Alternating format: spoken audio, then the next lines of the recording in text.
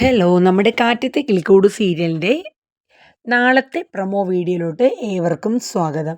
അങ്ങനെ നമ്മുടെ നിധി നിധിയുടെ വീട്ടിൽ പോയിട്ട് സർട്ടിഫിക്കറ്റും കാര്യങ്ങളൊക്കെ വാങ്ങിക്കൊണ്ട് വരാൻ വേണ്ടിയിട്ടുള്ള കാര്യങ്ങളൊക്കെയാണ് ചെയ്യുന്നത്. അപ്പം സുധീഷിന് ആകെ ടെൻഷനാണ്, നിധി പോയി കഴിഞ്ഞാൽ എന്താകും. പക്ഷെ ഒരു ജോലിക്ക് കയറണം, എന്തിനാണെങ്കിലും നിധിയുടെ സർട്ടിഫിക്കറ്റും ID കാർഡും ഒന്നും തന്നെ കയ്യിലില്ല. എന്തായാലും അതില്ലാണ്ട് നിധിക്ക് പറ്റില്ല. അപ്പോൾ അതുകൊണ്ട് സർട്ടിഫിക്കറ്റും കാര്യങ്ങളൊക്കെ മേടിക്കണമെന്ന് തന്നെ നിധി തീരുമാനിച്ചു. ഒടുവിൽ സുധീഷിനല്ല കൊണ്ടുപോകുന്നത്, നമ്മുടെ നിതീഷ് എന്തായാലും ക്ലാസ് ഇല്ലാണ്ടിരിക്കണം, അങ്ങനെ നിതീഷിനെയും കൂട്ടി പൊക്കോളാന്ന് നിധി പറയുകയാണ്. അങ്ങനെ നമ്മുടെ നിതീഷും നിധിയും കൂടെ ചേർന്നിട്ട് ഇവിടെ നിന്ന് ഒരു ഓട്ടോ പിടിച്ചാണ് പോണത്. പോയിട്ട് തക്കളം അവർ സ്റ്റാൻഡിലാണ് പോയി ഇറങ്ങിയിട്ട് അവിടെ നിന്ന് പിന്നെ നിധിയുടെ വീട്ടിലോട്ട് വിളിച്ചിട്ട് നിധി പോകാമെന്നുള്ള രീതിയിലാണ് നിൽക്കുന്നത്. അപ്പം എന്താണ് എങ്ങനെയാണ് സിറ്റുവേഷനുള്ളതെന്നും അറിയില്ല. നിധിക്കൊരു പേടിയും ഭയവും ഒക്കെയാണ്. അപ്പോൾ സുധീഷിനാണെങ്കിൽ അതിനേക്കാളേറെ എന്തായാലും നിധി പോകാൻ തന്നെ തീരുമാനിച്ച് അങ്ങനെ പോവാണ്. അങ്ങനെ അവർ ഇവിടെ നിന്ന് ഒരു ഓട്ടോയിൽ അങ്ങ് പോവാണ്. പോയി കഴിഞ്ഞത് മുതൽ നമ്മുടെ സുധീഷിനാണെങ്കിൽ ആകെ ടെൻഷനാണ്. ഇനി അവിടെ ചെന്ന് കഴിയുമ്പോൾ അവളുടെ അച്ഛനും ഏട്ടനും കൂടെ പിടിച്ചു വയ്ക്കുമോ. പക്ഷേ സാന്ദ്രയെ വിളിച്ചിട്ടാണ് നിധി പോകുന്നത്. അപ്പോൾ ഈ സാന്ദ്ര പറഞ്ഞത് അച്ഛനും അരുണേട്ടനും ഇല്ലാത്ത സമയം നോക്കി നീ പറഞ്ഞാൽ മതി, അപ്പം ഞാൻ ഈ സർട്ടിഫിക്കറ്റൊക്കെ എടുത്ത് നിനക്ക് ഒരു സ്ഥലത്ത് കൊണ്ട് തന്നേക്കാമെന്നാണ് പറഞ്ഞിരിക്കുന്നത്. വീട്ടിലോട്ട് പോണ കാര്യത്തെക്കുറിച്ച് അവർ സംസാരിച്ചിട്ടില്ല. അങ്ങനെ സാന്ദ്ര പറഞ്ഞനുസരിച്ചിട്ട് നിധി പുറപ്പെട്ടു. അങ്ങനെ പോയി കഴിഞ്ഞപ്പോൾ തന്നെ സുധീഷിന് ടെൻഷനോട് ടെൻഷൻ. ഇനി അവൾ അവിടെ തന്നെ നിൽക്കുമോ, എന്താണ് ഏതാണ് ഒരു പിടുത്തമില്ല. അങ്ങനെ നമ്മുടെ സുധീഷ് നേരെ ചെല്ലണത് നമ്മുടെ ഹരീഷിൻ്റെ വർക്ക്ഷോപ്പിലാണ്. ആദ്യമായിട്ടാണ് അവിടെ ആ കാൽച്ചുവട് അങ്ങോട്ട് വെക്കുന്നത്. കാരണം വെച്ചാൽ ഇതുവരെ ഹരീഷിൻ്റെ വർക്ക്ഷോപ്പിലൊന്നും പോയിട്ട് കൂടിയില്ല നമ്മുടെ സുധീഷ്. അങ്ങനെ അവിടെ ചെന്ന് കഴിയുമ്പോൾ ഹരീഷ് അന്തം വിടണം. ആഹാ, ഇതാരാണ്, എന്താണ് ഇങ്ങോട്ടൊക്കെ ഈ വഴിയൊക്കെ എന്നുള്ള രീതിയിൽ ഹരീഷ് ചോദിച്ചു. അല്ലടാ, ഞാൻ ചുമ്മാ വന്നതാ, അതല്ല നമ്മുടെ നിധിയും കൂടെ പോയിട്ടുണ്ടല്ലോ, ഇനി അവിടെ ചെന്ന് കഴിയുമ്പോൾ എന്തെങ്കിലും പ്രശ്നങ്ങളൊക്കെ ഉണ്ടാവുമോ, പിന്നെ നിനക്കെന്നെ പ്രാന്താണോ, അതൊക്കെ വന്നോളും എന്നൊക്കെ പറഞ്ഞ് ആദ്യമൊക്കെ നല്ല രീതിയാണ്. കാര്യം കാണുമ്പോൾ രണ്ടും കീരിയും പാമ്പുമാണ്. പക്ഷേ അത് ഇവിടെ കീരിയും പാമ്പും തന്നെ ഇവിടെയും തുടങ്ങും. കാര്യം ആദ്യമൊക്കെ സോഫ്റ്റായിട്ട് സംസാരിച്ചെങ്കിലും പിന്നെ അങ്ങോട്ടും ഇങ്ങോട്ടും ഒന്നും രണ്ടും പറഞ്ഞ് രണ്ടും കൂടെ വഴക്ക് അങ്ങോട്ട് തുടങ്ങുകയാണ്. അതായത് എടാ, സുധീഷ് ചോദിക്കുകയാണ്, നല്ല സുന്ദരിയും വിദ്യാഭ്യാസവും ഒക്കെ ഉള്ള ഒരു പെണ്ണിനെ കെട്ടിക്കൊണ്ടുള്ള അസൂയല്ലേടാ നിനക്കെന്ന് പറയാം.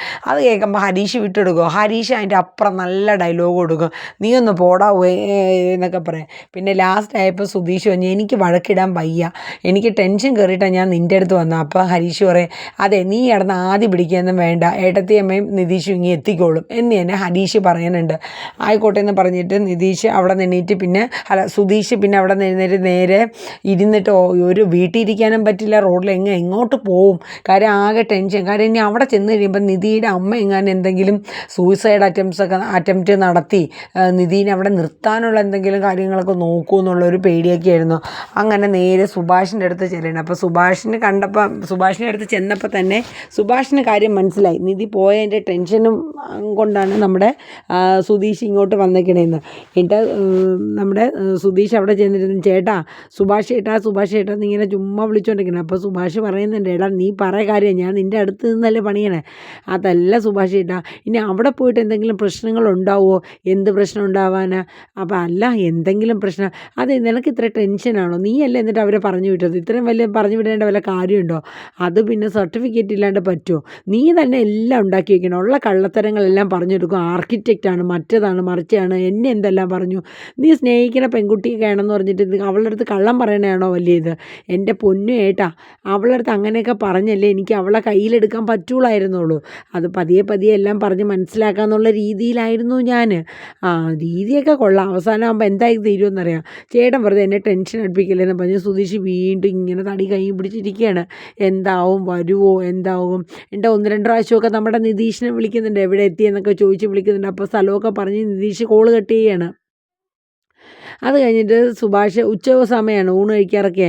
അപ്പോൾ സുഭാഷിന് അറിയാം ഇവൻ ടെൻഷൻ കാരണം ഇനിയിപ്പോൾ വീട്ടിൽ പോയി ചോറൊന്നും തിന്നില്ല. അപ്പോൾ സുഭാഷ് കൊണ്ടുവന്ന ഊണെടുത്തിട്ട് കൊടുക്കണം, നീ കഴിക്കുമെന്ന് പറയാം. അപ്പോൾ സുധീഷ് പറയും, എനിക്ക് വേണ്ട ഏട്ടാ, എനിക്ക് ഊണ് ചേട്ടൻ കൊണ്ടൊന്നും വന്നില്ലല്ലോ, അതിപ്പോൾ നീ ഇങ്ങോട്ട് വരുമെന്ന് എനിക്കറിയാമായിരുന്നോ. എന്നിട്ട് പറയാം, നീ അധികം ടെൻഷനൊന്നും ആവണ്ട, എന്തായാലും സർട്ടിഫിക്കറ്റും കാര്യങ്ങളൊക്കെ അവൾ എടുത്തിട്ട് വരും, എന്തായാലും അവിടെ നിൽക്കില്ല എന്ന് സുധീഷിനോട് പറഞ്ഞു ഒന്ന് ആശ്വസിപ്പിക്കുകയാണ്. അപ്പോൾ സുധീഷ് പറയുന്നുണ്ട്, ഏട്ടാ അതൊന്നുമല്ല, കാര്യം എന്ന് വെച്ചാൽ അവൾ വീട്ടിലുണ്ടെങ്കിൽ മാത്രമേ എനിക്ക് അവളോട് നല്ല പ്രണയമാണ്, പക്ഷെ അവൾക്ക് എന്നോട് അങ്ങനത്തെ ഒരു ചിന്തയൊന്നും തോന്നിയിട്ടില്ല. കാര്യം ഞാൻ പറഞ്ഞിട്ടില്ലല്ലോ അവളോട് തുറന്നൊന്നും. അതുകൊണ്ട് അവൾ വീട്ടിലുണ്ടെങ്കിൽ മാത്രമേ അങ്ങനത്തെയൊക്കെ എന്തെങ്കിലും ഒരു പ്രേമം മുട്ടിടാനുള്ള ഒരു അവസരമൊക്കെ ഉണ്ടാവത്തുള്ളൂ. അപ്പോൾ അവളെ വീട്ടിൽ നിർത്തിക്കൊണ്ട് എന്തെങ്കിലും ഒരു ജോലിയൊക്കെ തരപ്പെടുത്തി കൊടുക്കുകയാണെങ്കിൽ സുഭാഷ് ചേട്ടാ നല്ലതായിരുന്നു. അത് മാത്രമേ ഞാൻ ഉദ്ദേശിച്ചുള്ളൂ, അല്ലാണ്ട് വേറെ എനിക്ക് ഇനി ഒന്നും അറിയില്ല. അപ്പോഴത്തെ ആ ഒരു ഇതിൽ ഞാനങ്ങ് സംസാരിച്ച് അവളടുത്ത് പറഞ്ഞു എന്നുള്ളത് മാത്രമേ ഉള്ളൂ സുഭാഷ് ചേട്ടാന്ന് പറയുന്നുണ്ട്.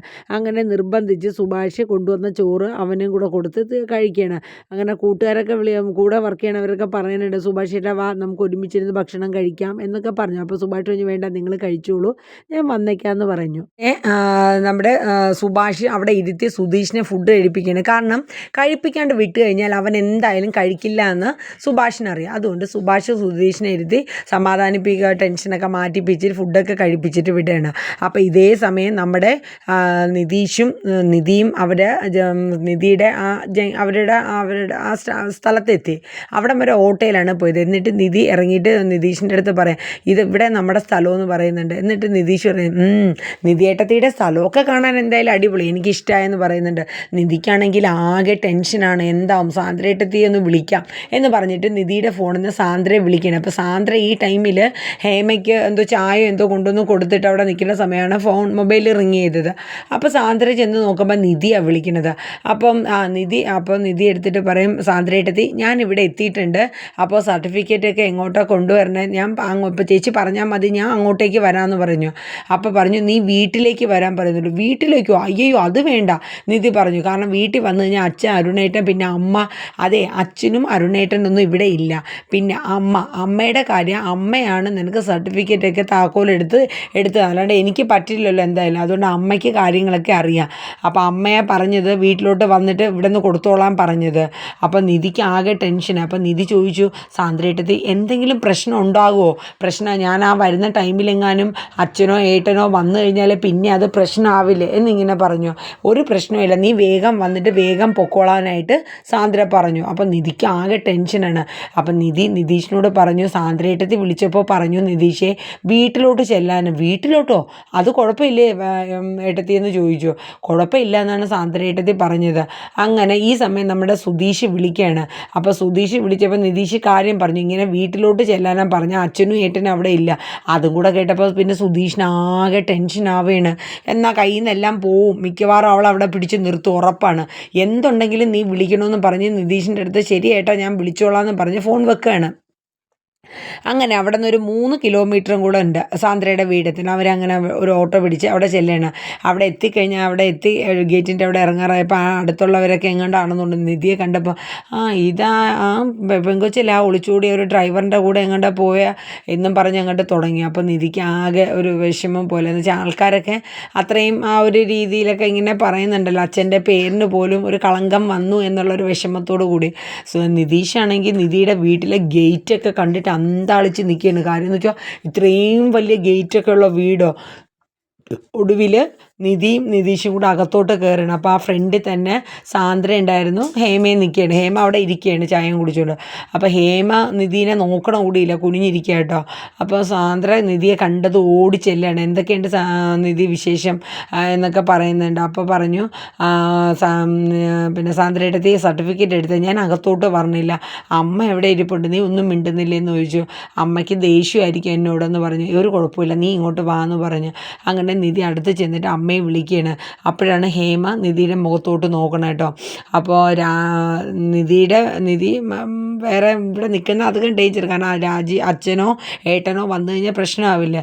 അപ്പോൾ ഹേമ നോക്കിയിട്ട് പറയാം, അതാരാ നിൻ്റെ കൂടെ നിൽക്കുന്നത്?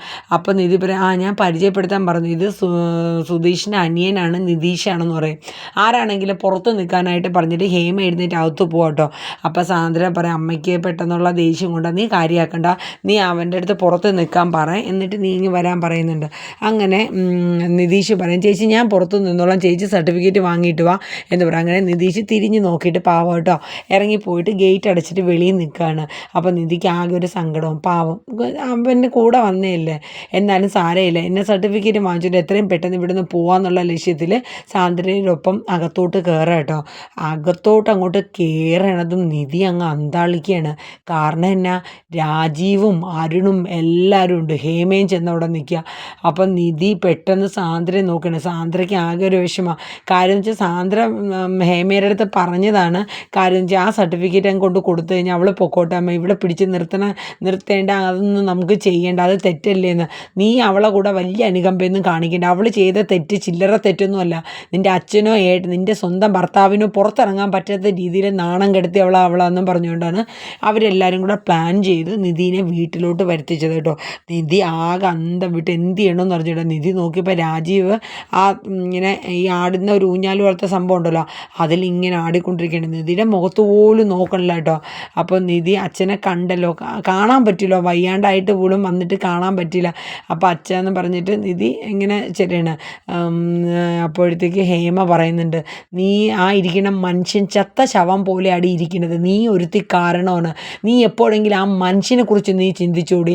അപ്പം നിധി പറഞ്ഞു, അമ്മേ ഞാൻ അറിഞ്ഞു വെച്ചിട്ടല്ലല്ലോ നിങ്ങളെല്ലാവരും കൂടെ എൻ്റെ ജീവിതം അല്ലെങ്കിൽ എൻ്റെ സ്വപ്നങ്ങൾ എല്ലാം കെടുത്തി ഏതോ ഒരുത്തൻ്റെ കൂടെ എന്നെ കല്യാണം, അതും ഒരു സൈക്കോ ആയിട്ടുള്ള ഒരുത്തൻ്റെ കൂടെ കല്യാണം കഴിപ്പിച്ച് വിടാൻ നിർത്തിയത് കൊണ്ടല്ലേ ഇങ്ങനെ ഞാൻ ചെയ്തതെന്നൊക്കെ നിധി പറയുന്നുണ്ട്. അപ്പോൾ പറയുന്നുണ്ട്, മിണ്ടിപ്പോവരുത്, നിനക്ക് ഇനി ജോലി വേണമല്ലേ, നിനക്ക് സർട്ടിഫിക്കറ്റ് വേണം, നിനക്ക് ഇപ്പം തന്നെ തരാടി എന്ന് പറയുന്നുണ്ട്. അപ്പോഴേക്കും രാജീവ് അങ്ങോട്ട് വലിയ രീതിയിൽ അങ്ങോട്ട് വയലൻ്റ് ആയിട്ട് അങ്ങ് വരികയാണ് കേട്ടോ. അപ്പോൾ നിധിക്ക് ആകെ പേടി, ഇതൊരു ട്രാപ്പാണോ എന്നുള്ളത് പോലും നിധിക്ക് മനസ്സിലാവില്ല. അപ്പോൾ ഏകദേശം നാളെ വരാനിരിക്കുന്ന ഒരു പ്രമോ ഇതൊക്കെയാണ്. അപ്പോൾ ഇനി എന്താകുമോ, നിധീനെ അവിടെ പിടിച്ച് നിർത്തുമോ, നിധിയുടെ സർട്ടിഫിക്കറ്റൊക്കെ കൊടുക്കുമോ എന്നുള്ളതെല്ലാം നമുക്ക് വരും എപ്പിസോഡുകളിലൂടെ മനസ്സിലാക്കാം. അപ്പോൾ എല്ലാവരും നമ്മുടെ വീഡിയോസൊക്കെ ഒന്ന് കാണുക, കണ്ടിഷ്ടപ്പെട്ട ലൈക്ക് ചെയ്യാൻ ആരും മറന്നു പോകരുത് കേട്ടോ. ദയവായിട്ട് എല്ലാവരും കാണുന്ന വീഡിയോ കംപ്ലീറ്റ് ചെയ്ത് കാണുക, ലൈക്ക് കൊടുക്കുക, നമ്മുടെ ചാനൽ സബ് ചെയ്യാത്തവരുണ്ടെങ്കിൽ സബ് ചെയ്ത് കാണുക കേട്ടോ.